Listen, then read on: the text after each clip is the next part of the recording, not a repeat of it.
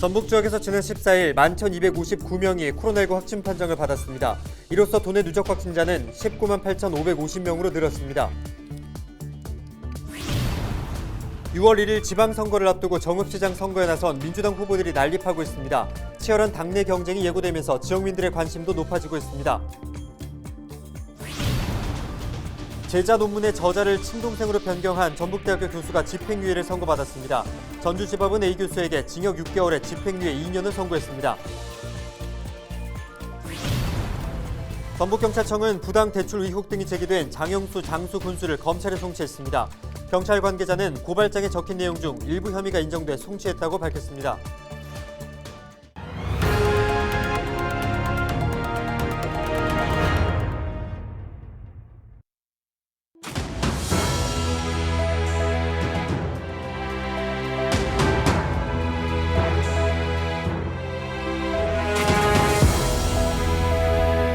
여러분 안녕하십니까? 헬로티비 전북뉴스입니다. 6월 1일 지방선거를 앞두고 우리 지역 선거 구도와 변수 등을 살펴보는 기획보도 순서입니다. 오늘은 정읍시장 선거 상황을 살펴볼 텐데요. 민주당 후보만 어림잡아 6명 안팎인데 치열한 당내 경쟁을 예고하고 있습니다. 정명기 기자가 보도합니다.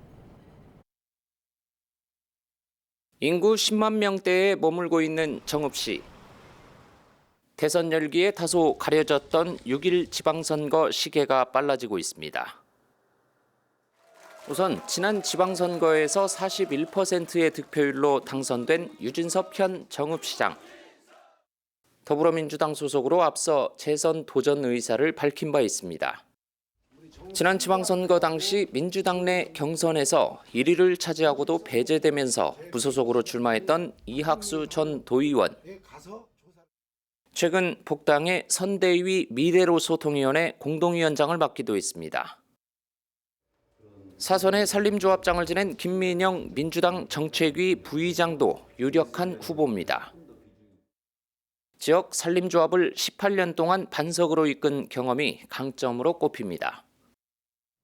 앞서 출사표를 던진 최도식 전 청와대 행정관도 민주당 소속입니다. 40대 젊은 정치인으로 자신의 공약을 꾸준히 제시하고 있습니다. 지난 시장 선거에 민주평화당 후보로 나서 고배를 마셨던 정도진 전 정읍시 의장. 사선 의원을 지낸 정 전 의장도 최근 민주당이 복당해 출마 가능성을 열어두고 있습니다. 지역 언론사인 서남저널에서 취재본부장을 맡고 있는 최민철 출마 예정자도 민주당 소속입니다. 정읍과 고창지역위원회 부위원장으로 존재감 말리기에 주력하고 있습니다.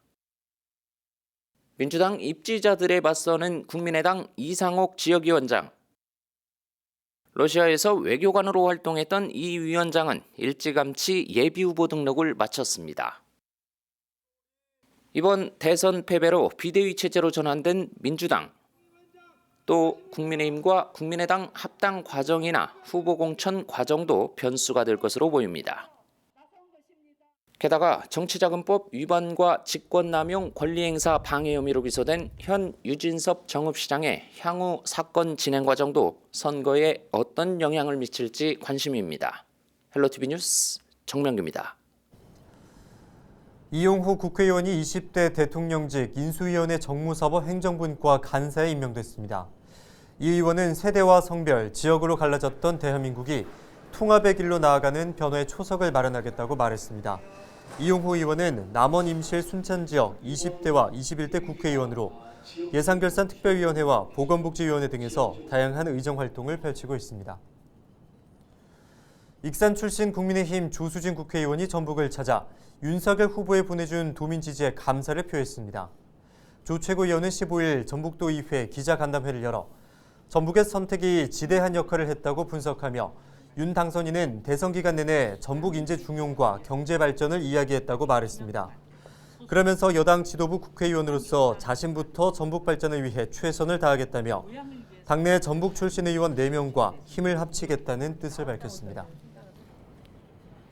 김만균 더불어민주당 전북도당 환경특위위원장이 고창군수 출마를 선언했습니다. 김만균 위원장은 15일 민주당 고창사무소에서 기자회견을 열고 미래 100년을 설계하는 희망군정을 펼치겠다며 고창 군수 출사표를 던졌습니다.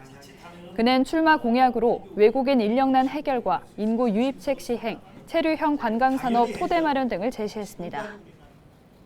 지금 우리 고창군은 급격한 인구 감소와 고창 일반 산단 불법 입주 계약으로 인한 군민과의 갈등, 그리고 부진한 예산 확보 등 여러 가지 난관에 봉착해 있습니다.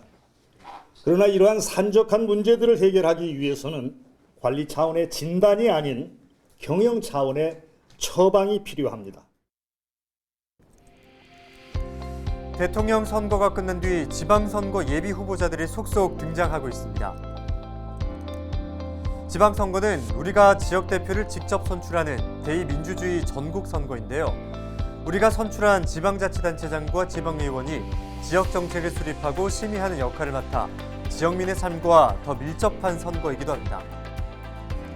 지금 우리는 지난 4년간 민선 7기 지역 행정이 내가 사는 곳에 어떤 공약을 내놓았고 잘 지켰는지 또 무엇을 못 지켰는지 살펴봐야 합니다. 예비 후보자들이 새로 내놓는 공약은 또 내가 사는 지역에 얼마나 필요한 것들인지 실현 가능한 것들인지 또 지역을 잘 이해하고 진심으로 고민해 준비한 것들인지 볼 수 있어야 합니다. 정당부와 인물만 볼 것이 아니라 지역의 발전을 위해 필요한 정책 공약을 우선할 필요가 있습니다. 대통령직 인수위원회도 인수위 최초로 지역균형발전 TF를 구성했습니다. 수도권과 비수도권, 지역 간의 개발의 양극화가 심해 국가적 차원에서 지역 불균형 문제를 해소하겠다는 의지로 보이는데요. 다가오는 지방선거를 통해 지방자치 발전과 지역균형 발전이 한 걸음 더 나아가는 계기가 되기를 기대해봅니다. 지금까지 데일리 브리핑이었습니다.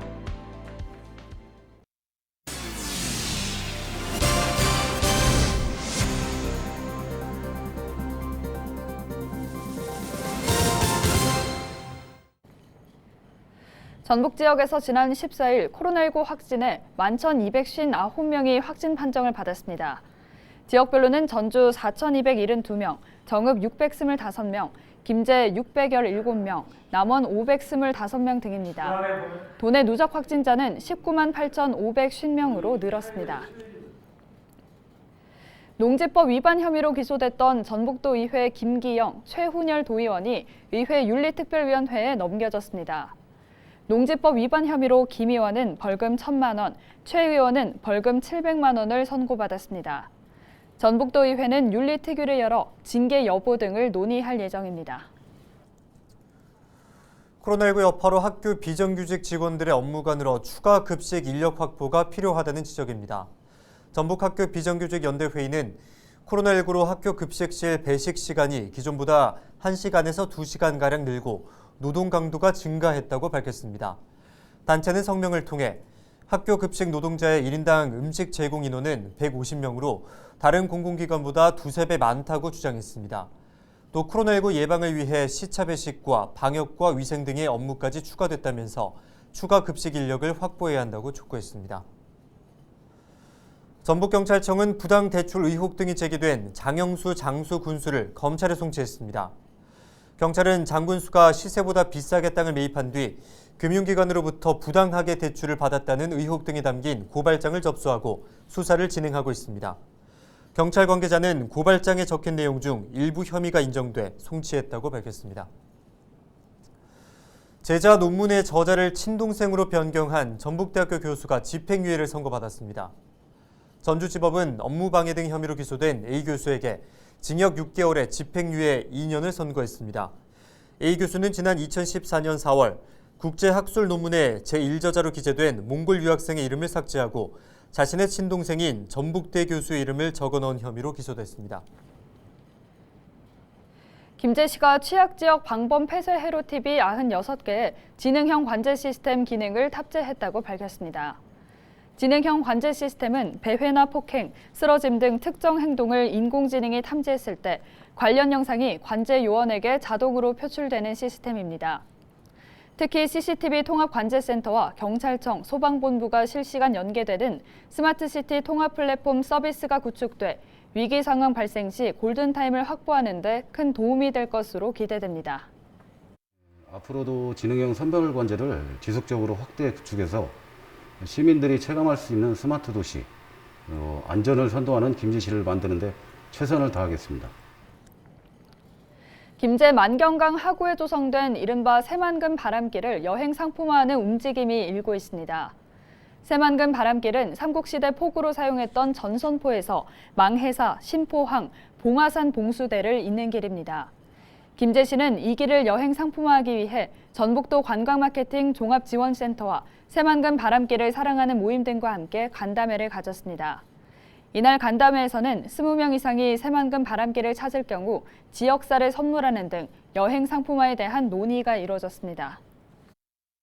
산과 들과 바다를 조망할 수 있는 새만금 바람길을 잘 정비해서 대한민국 최고의 걷기 여행길로 만들도록 최선을 다하겠습니다. 전북도는 산업단지 내 중소기업에서 일하는 청년 근로자들에게 매월 교통비를 지원합니다. 전북도는 도내 청년 6,100여 명에게 매달 교통비 5만 원을 지원한다고 밝혔습니다. 지원 대상은 81개 산단에 근무하는 만 15세에서 34세 청년 근로자이며 올해 총 지원 예산은 37억 원입니다. 남원시가 전통적 의미의 관광에 최신 정보통신 기술을 접목한 차별화된 관광 사업을 추진합니다. 남원시는 광안루원 일대를 전통문화체험지구로 지정하고 정보통신 기술을 접목한 공연과 체험 행사를 마련할 계획입니다. 이 사업에는 국비 35억 원을 포함해 총 95억 원이 투입됩니다. 이상으로 뉴스를 마칩니다. 함께해 주신 여러분 고맙습니다.